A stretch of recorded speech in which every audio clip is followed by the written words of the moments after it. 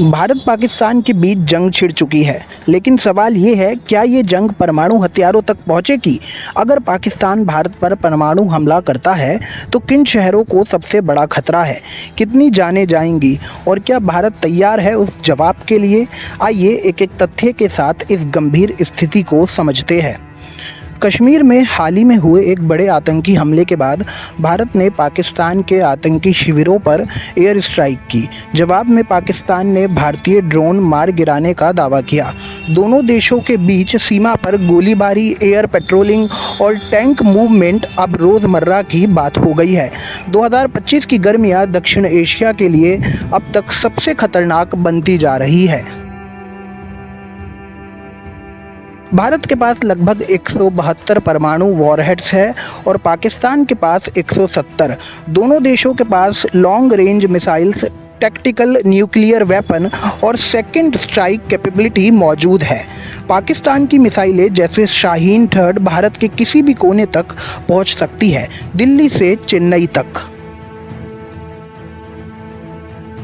विशेषज्ञ मानते हैं कि अगर पाकिस्तान परमाणु हमला करता है तो उसके मुख्य टारगेट ये शहर हो सकते हैं: नई दिल्ली, राजनीतिक नेतृत्व का केंद्र; मुंबई, भारत की आर्थिक धड़कन; बेंगलोर, रक्षा और तकनीकी केंद्र इसरो और DRDO; हैदराबाद, डिफेंस इंडस्ट्री और रणनीतिक इकाइयाँ; पुणे, पठानकोट, जोधपुर, सैन्य बेस; गांधीनगर, अहमदाबाद, औद्योगिक और प्रशासनिक केंद्र; विशाखापट्टनम, पूर्व नौसेना कमांड का गढ़।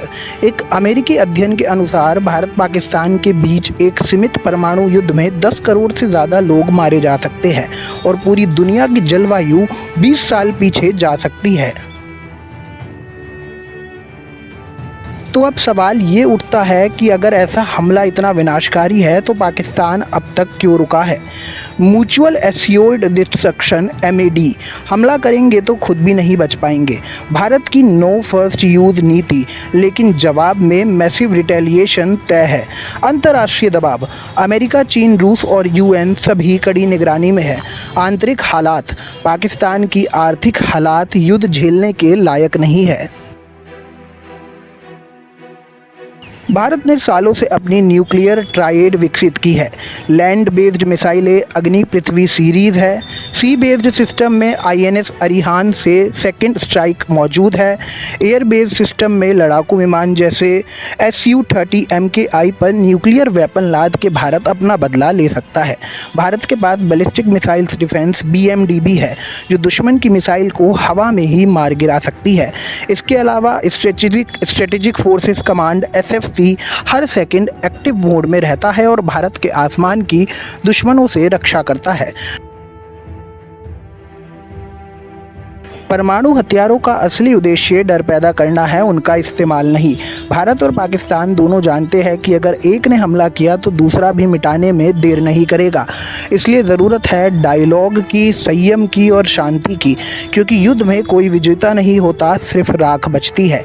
यही थी हमारी विशेष रिपोर्ट परमाणु युद्ध की दहलीज पर भारत पाकिस्तान। हम दुआ करते हैं ये हालात कभी ना आए। देश रहे सुरक्षित, लोग रहे जिंदा और दुनिया रहे शांत। धन्यवाद।